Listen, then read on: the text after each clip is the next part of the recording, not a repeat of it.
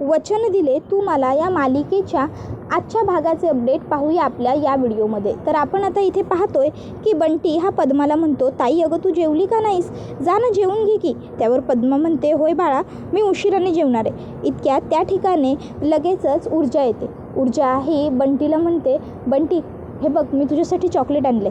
Bunty chocolate घेऊन खुश होतो. त्यावर ऊर्जा बंटीला म्हणते, बंटी तू चॉकलेट तुझ्या फ्रेंड्सबरोबर खाशील का. त्यावर मग लगेचच पद्मा हिला तो विचारतो, ताई मी जाऊ का. पद्मा म्हणते जा. त्याबरोबर बंटी पळत तिकडनं जातो. ऊर्जाला तो थँक्स म्हणतो. त्यानंतर मग ऊर्जा ही पद्माला म्हणते, पद्मा म्हणते मी पाणी घेऊन आले. ऊर्जा म्हणते नाही नको बस. मग पद्मा आणि ऊर्जा दोघीजणी बसतात. ऊर्जा ही पद्माला म्हणत असते, पद्मा माझं चुकलं, मला माफ कर. मी तुला जे काही बोलले ते सगळं खरंच नको बोलायला हवं होतं. मी बोलताना थोडा विचार करायला हवा होता, थोडं भान ठेवायला हवं होतं. पण मी खरं सांगते पद्मा, माझ्याकडून मुद्दामून नाही झालं हे. चुकून अगं रागाच्या भरात मी हे सगळं बोलून गेले. खरंच माझ्यावर विश्वास ठेव, माझा ऐक. पद्मा म्हणते, ताई जाऊ द्या, जे झालं ते झालं. ऊर्जा म्हणते, नाही पद्मा, जे चुकीचं आहे ते चुकीचं आहेच. मी चुकले, खरंच मला माफ कर. त्याबरोबर मग पद्मा म्हणते, ताई अहो जाऊ द्या ना, कशाला उगाच तुम्ही माफी मागताय. जे घडलं त्यात तुमची पण काही चूक नव्हती. तुम्ही तरी काय करणार. जे घडलं ते घडलंच असं होतं की त्यामुळं तुमच्या डोक्यात राग असणं स्वाभाविक होतं. त्यावर मग ऊर्जा म्हणते, नाही पद्मा, पण तरीही मी तुझी माफी मागायला हवी. आणि मग ऊर्जा पद्मासमोर हात जोडते. पद्मा तिचे हात पकडते आणि म्हणते, ताई तुम्ही हात जोडू नका. अहो तुम्हाला एवढं समज करण्याची काही बी गरज नाही आहे, बाद झालं. आणि मग पुढे पद्मा म्हणते, ताई मला ही केस लढायचीच नाही आहे.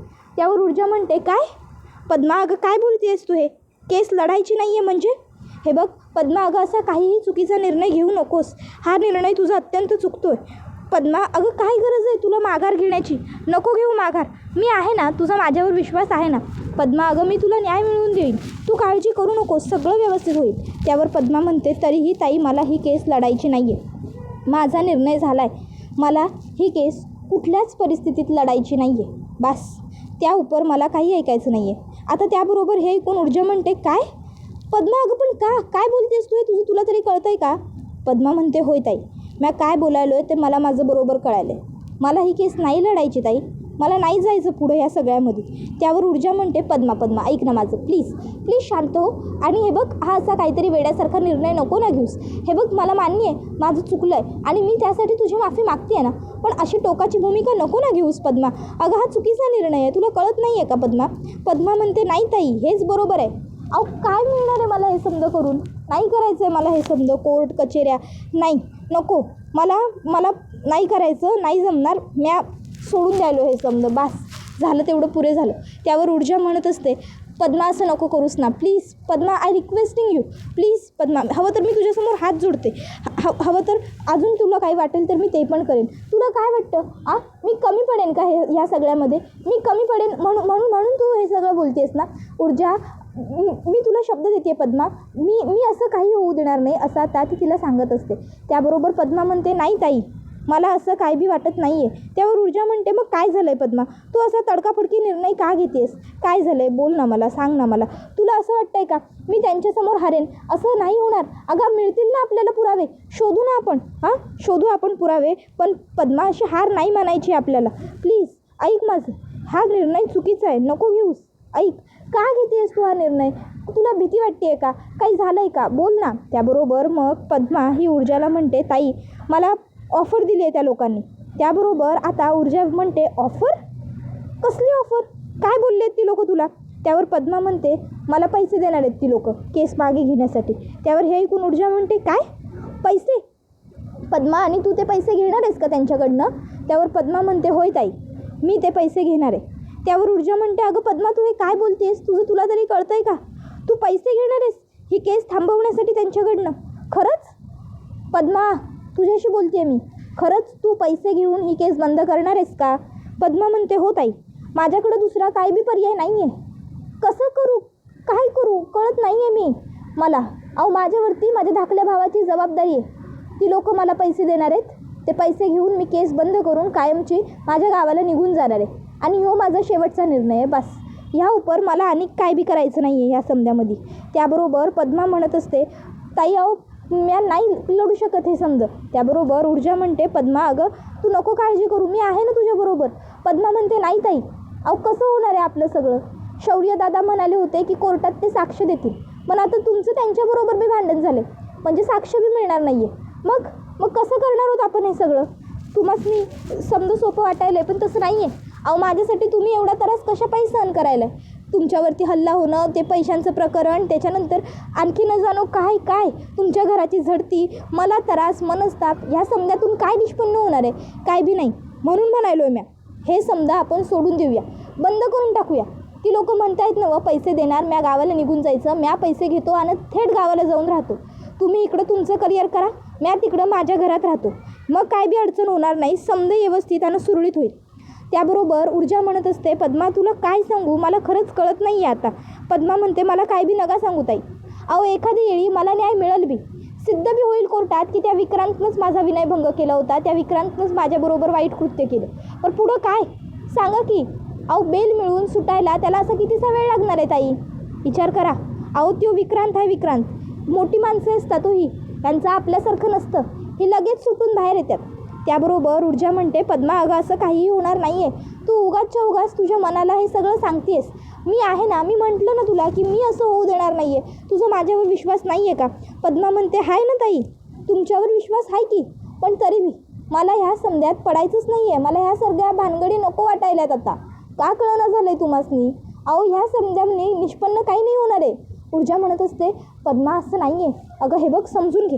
पद्मा म्हणते, ताई तुम्ही समजून घ्या, तुम्हासनी कळना झालं आहे मला काय सांगायचं आहे ते.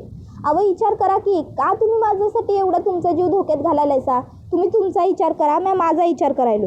ती लोक मला पैसे देणार आहेत आणि मी ते पैसे घेऊन कायमची जाणार आहे. ऊर्जा म्हणते, पद्मा अगं हे चुकीचं आहे, तुला कळत नाही आहे का? तुला न्याय नाही मिळणार या सगळ्याने. पद्मा म्हणते, ताई तसा बी मला न्याय नाहीच मिळणार आहे. अहो तो विक्रांत तो लगेच सुटून येईल. एवढे सगळे कष्ट, एवढं सगळं पाण्यात जाणार आहे. त्याला जे बेलवर बाहेर पडायला असा कितीसा वेळ लागणार आहे? त्याबरोबर ऊर्जा म्हणते, पद्मा अगं असं नाही होणार. पद्मा म्हणते, बास झालं ताई, बास. आता मला पुढं काय बोलायचं बी नाही आणि काय ऐकायचं बी नाही. मी जे ठरवलं आहे तेच योग्य आहे. मला आता पुढं केस, कोर्ट, कचेरी या समध्या भानगडीतच पडायचं नाही आहे. ऊर्जा म्हणते, पद्मा तू चुकीचं बोलतेस. पद्मा म्हणते, हेच बरोबर आहे ताई, हेच बरोबर आहे. अहो माझ्यावर माझ्या धाकल्या भावाची जबाबदारी आहे, म्हणलं ना तुम्हासनी, मला त्याला मोठं करायचं आहे, त्याला शिकवायचं आहे. त्यावर ऊर्जा म्हणते, मग त्यासाठी हा मार्ग नाही आहे पद्मा, नोकरी कर. अगं तुझं किती वय आहे आत्ता? एवढं किती वय आहे तुझं? तुला का वाटत नाही तुला चांगली नोकरी मिळेल? थोडीशी वाट बघ ना, थोडीशी शोध नोकरी. मला खात्री आहे तुला नक्की चांगली नोकरी मिळेल. नक्की तू बंटीला शिकवण्यासाठी, बंटीसाठी कष्ट करशील खरंच. पण जर तू हा चुकीचा निर्णय घेतलास ना, तर मात्र आपल्या हाती काहीही लागणार नाही आहे. पद्मा तू विचार कर, तुला जे योग्य वाटेल ते कर. पद्मा तुला कसं समजावू, मला खरंच समजत नाही आहे. काय करू, कसं सांगू, खरंच सुचत नाही आहे आता तुझ्या पुढे काय बोलू. पद्मा म्हणते, ताई मग काही बी बोलू नका, कारण तुम्ही काय बी बोललात तरी त्याचा उपयोग काहीच नाही होणार आहे. त्यानंतर मग इकडे आता दिव्या ही हर्षवर्धनकडे आलेली असते. हर्षवर्धनला ती म्हणते, बाबा. हर्षवर्धन म्हणतो, कशाला आली आहेस तू पुन्हा इकडे? त्यावर दिव्या म्हणते, बाबा आम्ही तुम्हाला आता गुड न्यूज द्यायला आली आहे. त्यावर हर्षवर्धन म्हणतो, तू आणि गुड न्यूज? दिव्या म्हणते, हो बाबा ऑफकोर्स, मी आणि गुड न्यूज, ते सुद्धा तुमच्यासाठी. आणि मी आत्ता जी न्यूज सांगणार आहे ना, त्यानंतर तुम्हाला खूप म्हणजे खूप आनंद होणार आहे. हर्षवर्धन म्हणतो, हे बघ जे काही बोलायचं असेल ते पटापट बोल आणि निघ इकडनं. त्याबरोबर मग दिव्या ही सांगू लागते, बाबा तर माझ्याकडे न्यूज अशी आहे की पद्मा केस मागे घ्यायला तयार झाली आहे. त्यावर हे ऐकून हर्षवर्धन म्हणतो, काय बोललीस? त्यावर ती म्हणते, हो बाबा मी जे बोलले तुम्ही ते बरोबर ऐकलं आहे. पद्मा केस मागे घ्यायला तयार झाली आहे. मी तुमची केस ताबडतोब सॉल्व्ह केली. आता जर पद्माने केस मागे घेतली तर मग पुढे काही प्रश्न उरणारच नाहीत ना. त्यावर हर्षवर्धन म्हणतो, पण तू हे सगळं केलंस कसं? काय केलंस काय तू? त्यावर ती म्हणते, मी पद्माला ऑफर दिली. मी तिला म्हटलं की तू पैसे घे आणि केस सोड, आणि पद्मा या गोष्टीसाठी तयार झाली. हर्षवर्धन तिच्यावर चिडतो आणि म्हणतो, तुला हा आगाऊपणा कोणी करायला सांगितलं होता? तू तिकडे गेली होतीस, हे जर कोणाला कळलं असतं तर केवढा मोठा प्रॉब्लेम झाला असता, तुला माहिती आहे का? त्यावर लगेचच दिव्या म्हणते, बाबा हो कशाला काळजी करताय? कोणाला काहीही कळालेलं नाही आहे, उलट फक्त आपला प्रॉब्लेम सॉल्व्ह झाला आहे. आता त्या पद्माने पैसे मागितलेत, आपल्याला पद्माला पैसे द्यावे लागणार, पण एवढं मात्र नक्की. त्यावर हर्षवर्धन विचारतो, किती पैसे मागितलेत पद्माने, किती पैसे आपल्याला तिला द्यावे लागणार आहेत सांग. त्याबरोबर मग आता दिव्या ही म्हणू लागते, बाबा तिने दो. आणि मग आता दिव्या गप्प बसते. दिव्या आता मनातल्या मनात विचार करते, दिव्या अगं असं काय करतेस? एवढं मोठं काम केलं आहेस तू, त्या बदल्यात फक्त 2 लाख रुपये? नाही नाही नाही नाही, जरा मोठा हात तर मारला पाहिजेच. त्यावर हर्षवर्धन म्हणतो, दिव्या तुझ्याशी बोलतोय मी, किती पैसे मागितलेत त्या पद्माने? त्याबरोबर मग दिव्या म्हणते, बाबा तिने 4 लाख रुपये मागितले. तिला मी म्हटलं तू पैसे घे आणि निघून जा. हर्षवर्धन म्हणतो, काय तिने 4 लाख रुपये मागितले? त्यावर ती म्हणते, हो. हर्षवर्धन म्हणतो, ती स्वतःच्या तोंडाने बोलली का मला 4 लाख रुपये हवेत म्हणून? त्याबरोबर आता दिव्या म्हणते, नाही म्हणजे तसं ती डायरेक्ट तर नाही बोलली, पण इनडिरेक्टली ती ते सुचवण्याचा प्रयत्न करत होती. बाबा मी काय म्हणते, 4 लाख ते आपल्यासाठी फार मोठी रक्कम नाही आहे. पैसे तिला देऊन टाकूया आणि विषय कायमचा संपवूया ना. का उगाच विषय वाढवायचा, वाद वाढवायचा? काय वाटतं तुम्हाला सुद्धा? नको, उगाचच्या उगाच भांडण करण्यापेक्षा पैसे दिलेले बरे काय. आणि तसंही आपल्याला काय, ही केस संपवायचीच आहे. मग ही केस संपली की विषय संपेल ना. त्याबरोबर मग हर्षवर्धन विचार करतो की हो, दिव्याचं बरोबर आहे. दिव्या म्हणते, बाबा हो कशाला एवढा विचार करताय? तुम्ही पैसे द्यायला तयार आहात ना? काय म्हणते मी, बाबा हो देऊन टाकूया एकदाचे पैसे आणि संपवून घेऊया हे प्रकरण. तसंही या सगळ्यामध्ये आपला सगळ्यांचाच वेळ वाया चालला आहे, म्हणून म्हणते देऊन टाकू त्या मुलीला पैसे आणि संपवूया हे सगळं. आणि तसंही मी म्हटलं आत्ताच, तुमच्यासाठी ही रक्कम फार काही मोठी नाही आहे. आता काय करायचं हे तुम्ही ठरवा, तिला पैसे द्यायचे का नाही. हर्षवर्धन म्हणतो, जर तिला पैसेच हवे होते तर मग तिने हे सगळं आधी केलं कशाला? तसंही मी तिला आधी 2 लाख दिलेत. दिव्या म्हणते, काय तुम्ही तिला 2 लाख दिलेत? त्यावर तो म्हणतो, हो दिलेत. मग तो आणखीन 4 लाख घेऊन येतो आणि म्हणतो, हे पैसे घे आणि आजच्या आज ताबडतोब जाऊन दिव्याला दे. दिव्या पद्माला दे, उद्याची वाट बघू नकोस, समजलं? त्यावर ती म्हणते, पण बाबा ऑलरेडी तुम्ही तिला 2 लाख दिलेत, मग आत्ता पुन्हा 4 लाखाची काय गरज? 2च लाख. त्यावर तो म्हणतो, नको, 4 लाख पूर्णच्या पूर्ण नेऊन त्या मुलीला दे, समजलं? त्यावर ती म्हणते, ठीक आहे बाबा, तुम्ही म्हणाल तसं. 6 लाख द्यायचे तिला? त्यावर हर्षवर्धन म्हणतो, हो 6 लाख द्यायचे, समजलं? जा लवकर निघ. त्याबरोबर लगेचच दिव्या, हो बाबा देते, मी नेऊन देते असं म्हणत तिकडनं निघते. त्याबरोबर हर्षवर्धन आता विचार करतो, मी ह्या मुलीवरती विश्वास ठेवून खरोखर चूक तर करत नाही आहे ना? नक्की काही विचित्र आणि चुकीचं तर घडणार नाही ना मी हिच्यावरती विश्वास ठेवल्याने? नाही नाही नाही, काहीतरी गडबड होऊ शकते असा विचार हर्षवर्धनच्या मनाला शिवून जातो. तर इकडे पद्मा ही घरी आलेली असते, ऊर्जा ही घरी आलेली असते. आता ऊर्जा घरी आल्याबरोबर आई तिला विचारते, काय गं अशी का बसलीस? ऊर्जा काहीच बोलत नसते. आई म्हणते, पद्माबरोबर बोललीस का? तिची माफी मागितलीस का ऊर्जा? काय म्हणाली पद्मा? तिने तुला माफ केलं का? तिला तुझं म्हणणं, तुझं मत सगळं पटलं का? त्याबरोबर मग आता ऊर्जा काहीच बोलत नसते. त्यावर आई तिला म्हणते, ऊर्जा अगं काय गं, का बोलत नाही आहेस? काहीतरी बोल ना, काय झालं? तिला तुझं म्हणणं पटलं का? तिने तुझं ऐकून घेतलं का? तिने तुला माफ केलं का? बोल. त्याबरोबर मग ऊर्जा म्हणत असते, आई मला ना आता लोकांचं वागणं हल्ली कळतच नाही गं. नाही म्हणजे बघ ना, काय कोणी कधी कसं वागेल काहीच समजत नाही. त्यावर आई म्हणते, नेमकं काय झालं आहे मला व्यवस्थित सांगशील का? त्यावर मग लगेचच ऊर्जा म्हणते, आई पद्मा केस मागे घेते. त्यावर हे ऐकून आईलाही आश्चर्य वाटतं. आई म्हणते, काय केस मागे घेते? त्यावर ऊर्जा म्हणते, हो आई, पद्माने मला सांगितलं की तिला ही केस लढायची नाही आहे, तिला केस मागे घ्यायची. आई अगं जर तिने केस मागे घेतली ना तर माझी कितीही इच्छा असली ना की मला तिला न्याय मिळवून द्यायचा आहे, तरीही मी काहीही करू शकणार नाही आहे. पण का करते ती हे सगळं, माहिती आहे तुला? त्यावर ती म्हणते, का करते ऊर्जा सांग मला. त्यावर ऊर्जा म्हणते, त्या लोकांनी तिला पैसे ऑफर केले, तिला पैसे देणार आहेत ती लोक आणि पैसे घेऊन ती ही केस थांबवणार आहे, कळलं? त्यावर हे ऐकून आई म्हणते, काय पैसे घेऊन? पैशांसाठी? त्यावर ऊर्जा म्हणते, हो पैशांसाठी आई तिने एवढा मोठा निर्णय घेतला. आई पद्मा जे काही करते ते चुकीचं आहे गं, मला कळतं आहे, पण मी तिला हे कसं पटवून देऊ मला ते कळत नाही आहे. आई हे खूप चुकीचं आहे, ती जे काही बोलते ते काहीही ठरणार नाही आहे योग्य, त्याने सगळं चुकीचं घडणार आहे, पण हे तिला कळत नाही आहे. आई मी काय करू? त्यावर मग आई ऊर्जाला सांगते, ऊर्जा बाळा शांत हो आणि काळजी करू नकोस, पद्मा असा कुठलाही चुकीचा निर्णय घेणार नाही आहे. पद्मा अशी मुलगी नाही आहे गं, पद्मा नक्कीच काहीतरी योग्य आणि बरोबर अचूक निर्णय घेईल याची मला खात्री आहे. तू शांत राहा आणि फार विचार करू नकोस, सगळं व्यवस्थित होईल, सगळं चांगलं होईल. तू तिला 2 दिवस दे, 2 दिवस बघ, 2 दिवसानंतर तू पुन्हा जाऊन तिच्याशी बोल. माझी खात्री आहे 2 दिवसांनंतर पद्माने तिचा निर्णय बदललेला असेल आणि पद्मा ही तू जे बोलतेस ते ऐकायला तयारही असेल. फक्त 2 दिवसांचा अवधी दे तिला बाळा, बघ पुढे जाऊन सगळं व्यवस्थित होईल. आणि आता तू फार विचार करणं बंद कर, जरा वेळ शांत बस आणि खाऊन घे आणि झोप, डायरेक्ट झोप, तुला शांततेची गरज आहे. आई उठत असताना आईच्या हातातनं काही पासबुक खाली पडतात. आता ऊर्जा आईला ते उचलून देत असते त्यावेळी तिच्या हातात एका मुलाचा फोटो लागतो. आता ऊर्जा त्या मुलाच्या फोटोकडे बघत असते. त्याबरोबर मग आई आता ऊर्जाच्या हातातनं तो फोटो काढून घेते. मग आईने तो फोटो काढून घेतल्यावर ऊर्जा आईकडे बघू लागते. आई ऊर्जाकडे एकदाच बघते आणि काही न बोलता तिकडनं थेट कपाटाजवळ जाते. आई कपाटाकडे जाते आणि कपाटात जाऊन तो फोटो ठेवून देते आणि ऊर्जाकडे बघते. ऊर्जा ही शांतपणे उभी असते. ऊर्जा आईला काही बोलत नसते, आई ऊर्जाला काही बोलत नसते. मग आई त्या फाईल्स वगैरेसुद्धा आता सगळं ठेवून देते आणि आता ती ऊर्जाला म्हणते, ऊर्जा काय गं, काय झालं? ऊर्जा आईला काही नाही म्हणते, पण ऊर्जाच्या डोक्यामध्ये विचारांचं काहूर माजलेलं असतं. ती विचार करत असते कसला तरी. आई मात्र आता फार काही प्रश्न न विचारता लगेचच ऊर्जाला जेवण देण्यासाठी तिकडनं पुन्हा बाजूला गेलेली असते. आई आता ऊर्जाकडे बघते, पण ती ऊर्जाला फार काही बोलत नाही. त्यानंतर ऊर्जा मात्र इकडे तिच्या विचारात मग्न आहे ही गोष्ट आईच्या लक्षात येते. आता एवढा सगळा प्रकार घडला आहे त्यामुळे ऊर्जा विचारत आहे असं आईला वाटतं आणि आई काहीही न बोलणंच योग्य समजते आणि तिकडनं जाते. त्याबरोबर दुसऱ्या बाजूला आता इकडे दिव्याला हर्षवर्धनने जे पैसे दिलेले असतात ते पैसे दिव्याने अर्धे बेडवर ठेवलेले असतात, अर्धे हातात असतात आणि दिव्या म्हणत असते, वा वा वा, पैसे पैसे पैसे, हे सगळे पैसे माझे आहेत, माझे आहेत.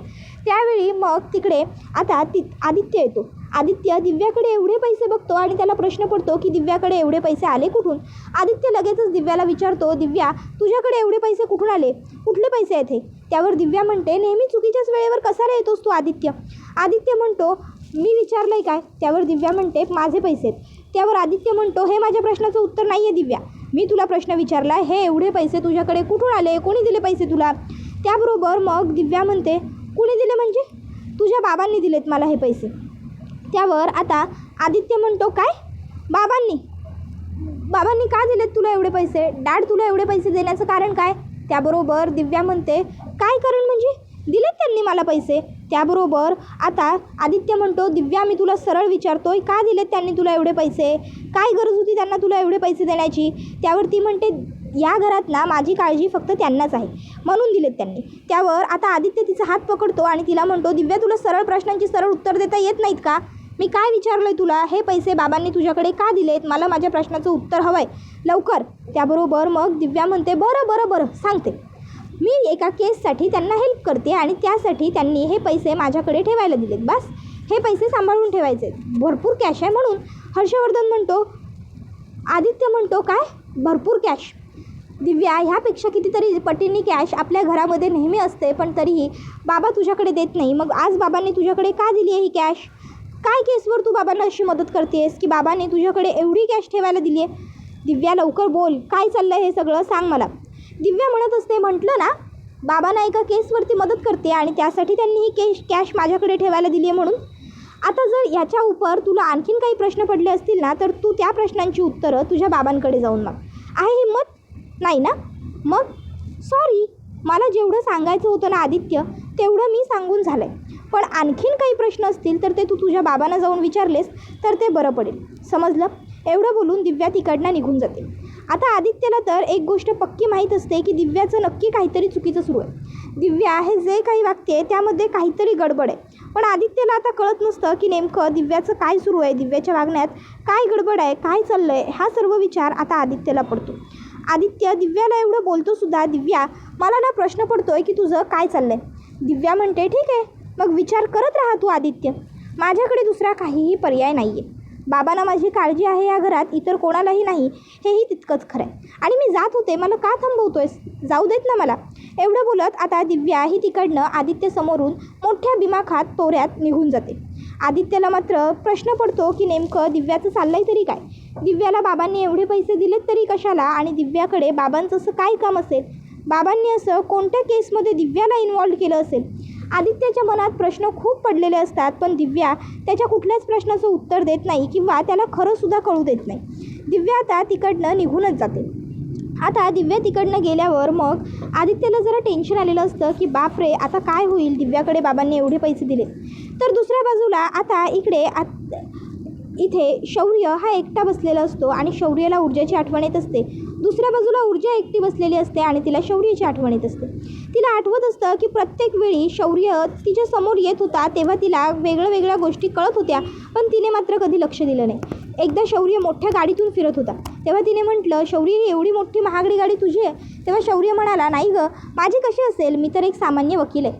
त्यानंतर मग एकदा तिला शौर्याने सांगितलं, रात्री जी मुलं मारामारी करत होती त्यामध्ये विक्रांत नव्हता. त्यावर ऊर्जाने विचारलं होतं, तू ओळखतोस का विक्रांतला? त्यावर शौर्य हो म्हणाला होता. त्यानंतर शौर्याला आता इकडे ऊर्जाबरोबर घालवलेले सुंदर क्षण, प्रेमळ क्षण आठवायला लागतात. इतक्या तिकडे ऊर्जा ज्या ठिकाणी बसलेली असते त्या ठिकाणी खूप जास्त जोरजोराने हवा येते. ऊर्जाच्या समोरच्या स्कूटीवरचं जे कापड असतं ते बाजूला होतं. तर इकडे शौर्याला ऊर्जाबरोबर घालवलेले प्रेमळ क्षण आठवत असतात. त्याने तिला मारलेली मिठी, त्याने तिच्यासाठी आणलेली स्कूटी, त्याने तिला खाऊ घातलेलं आईस्क्रीम, त्याने तिला पाजलेला चहा, तिने त्याला पाजलेलं पाणी, सगळं शौर्याला आठवत असतं.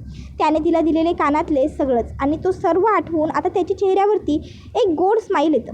त्यानंतर आता हर्षवर्धन शौर्य हा म्हणत असतो, ऊर्जा मला तू हवी आहेस, कायम हवी आहेस तू मला माझ्या आयुष्यात. तर दुसऱ्या बाजूला ऊर्जा म्हणत असते, शौर्य मला तू माझ्या आयुष्यात नको आहेस, आयुष्यातच काय मला आता तू माझ्या आठवणींमध्ये सुद्धा नको आहेस मला तू शौर्य, नको आहेस बास. तर दुसऱ्या बाजूला आता ऊर्जा ही आईला म्हणत असते, आई शौर्य मला भेटायला येत असतो, माझं लग्न झालं की शौर्य मला भेटायला येणं बंद करेल. आई आता माझं लग्न हा एकमेव पर्याय आहे या सगळ्यावरचा, आणि आता तोच करावा लागेल.